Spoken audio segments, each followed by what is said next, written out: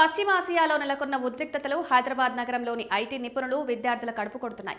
America, Israel, Iran మధ్య కొనసాగుతున్న యుద్ధం కారణంగా ఎల్పీజీ గ్యాస్ సిలిండర్ల సరఫరాకు తీవ్ర అంతరాయం ఏర్పడింది. దీంతో గచ్చిబౌలి ఐటీ కారిడార్ కేంద్రంగా పనిచేస్తున్న ఐటీ కారిడార్ హాస్టల్ అసోసియేషన్ కీలక నిర్ణయం తీసుకుంది.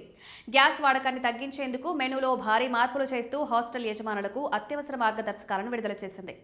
సిలిండర్ల కొరత తీరే వరకు పొదుపుగా వంట చేయాలని అసోసియేషన్ సూచించింది. అందులో భాగంగా ఎక్కువ సమయం అధిక ఆయిల్ వినియోగించే చపాతీ, పూరి, దోశ వంటి టిఫిన్లను తాత్కాలికంగా నిలిపివేయాలని సూచించింది. ఉదయం, సాయంత్రం అందించే టీ, కాఫీలను కూడా ప్రస్తుతానికి సర్వ్ చేయడం కుదరదన్నారు. కేవలం అన్నం, పప్పు వంటి భోజనం మాత్రమే అందుబాటులో ఉంటుందని, గ్యాస్ కొరత తీవ్రతను బట్టి కొన్ని రకాల కూరలు, స్పెషల్ ఐటమ్స్ ను కూడా బంద్ చేయనున్నట్లు వెల్లడించారు.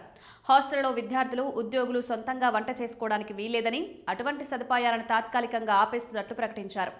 గ్యాస్ కొరతను అధిగమించేందుకు ప్రత్యామ్నాయ వంట పద్ధతులను, ఇండక్షన్ లేదా ఇతర మార్గాలను అనుసరించాలని అసోసియేషన్ హాస్టల్ యజమానులను కోరింది. ప్రస్తుత పరిస్థితిని గమనించి హాస్టల్లో ఉంటున్న వారు సహకరించాలని విజ్ఞప్తి చేసింది. ఈ నిర్ణయంపై హాస్టల్లో ఉండే వేలాది మంది సాఫ్ట్వేర్ ఉద్యోగులు అసహనం వ్యక్తం చేస్తున్నారు. ఇప్పటికే పెరిగిన మెస్ ఛార్జీలతో ఇబ్బంది పడుతుంటే ఇప్పుడు కనీసం నచ్చిన ఆహారం కూడా దొరకడం లేదని ఆవేదన చెందుతున్నారు. కాగా గ్యాస్ సరఫరా సాధారణ స్థితికి వచ్చే వరకు ఈ ఇబ్బందులు తప్పేలా కనిపించడం లేదు. మెట్రో నగరాలైన బెంగళూరు, ముంబైలలో ఇప్పటికే హోటళ్లను మూసేశారు. కమర్షియల్ గ్యాస్ సిలిండర్ల కొరత ఏర్పడడంతో వండి పెట్టలేని పరిస్థితి ఏర్పడుతోంది. హైదరాబాద్ నగరంలోనూ చాలా హోటళ్లు మెనూ తగ్గించాయి. పూరి, వడ, దోశ వంటి వంటకాలను నిలిపివేశారు. తక్కువ గ్యాస్ వినియోగమయ్యే ఆహార పదార్థాలు మాత్రమే అందుబాటులో ఉంచుతున్నారు.